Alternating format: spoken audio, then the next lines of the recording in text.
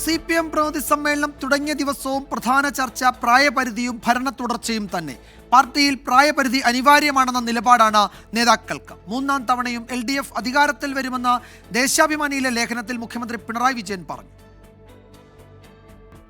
പ്രായപരിധിയിൽ പിണറായി വിജയന് ഇളവനുവദിക്കുന്നതിൽ CPIM-നുള്ളിൽ ആശയക്കുഴപ്പമില്ല. ഇക്കാര്യത്തിൽ അന്തിമ തീരുമാനം പാർട്ടി കേന്ദ്ര കമ്മിറ്റിയുടേതാണ്.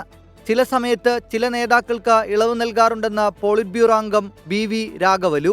Sometimes some personalities have to be given some relaxation. Earlier also we have given relaxation.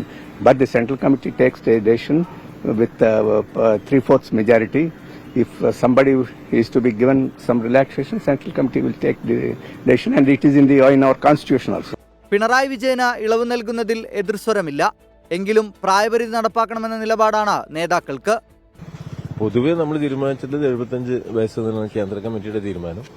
കേരളവും ആ തീരുമാനമാണ് എടുത്തു പോരുന്നത്. പിന്നെ ഓരോ സംസ്ഥാനത്തിന്റെയും പ്രത്യേകതകളുണ്ടോ. നമ്മൾ 75ാമത്തെ വയസ്സിൽ പാർട്ടിയുടെ ഒരു പ്രത്യേക കമ്മിറ്റിയിൽ നിന്ന് മാറി എന്നതുകൊണ്ട് അവരുടെ പ്രവർത്തനം അന്ന് തന്നെ രാവിലെ ഒരു സ്വിച്ച് ഇട്ടതുപോലെ ഇല്ലാതാവുന്നില്ല. LDF-ന് അധികാര തുടർച്ചയുണ്ടാകുമെന്ന CPIM സംസ്ഥാന സമ്മേളനത്തിന്റെ പശ്ചാത്തലത്തിൽ ദേശാഭിമാനിയിൽ എഴുതിയ ലേഖനത്തിൽ മുഖ്യമന്ത്രി പിണറായി വിജയൻ പറയുന്നു. പ്രതിപക്ഷത്തിന്റെ വ്യാജനിർമ്മിതികളെ ജനം തള്ളുമെന്നും മുഖ്യമന്ത്രി. ഭരണത്തുടർച്ച ഉറപ്പെന്ന കേന്ദ്ര കമ്മിറ്റി അംഗം EP ജയരാജൻ.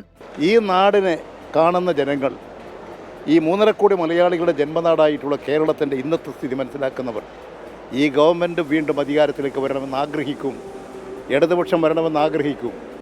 CPIM-നുള്ളിൽ അർഹമായ വനിതാ പ്രാതിനിധ്യമുണ്ടെന്ന് മന്ത്രി R. ബിന്ദുവും പ്രതികരിച്ചു. 24 കൊല്ലം.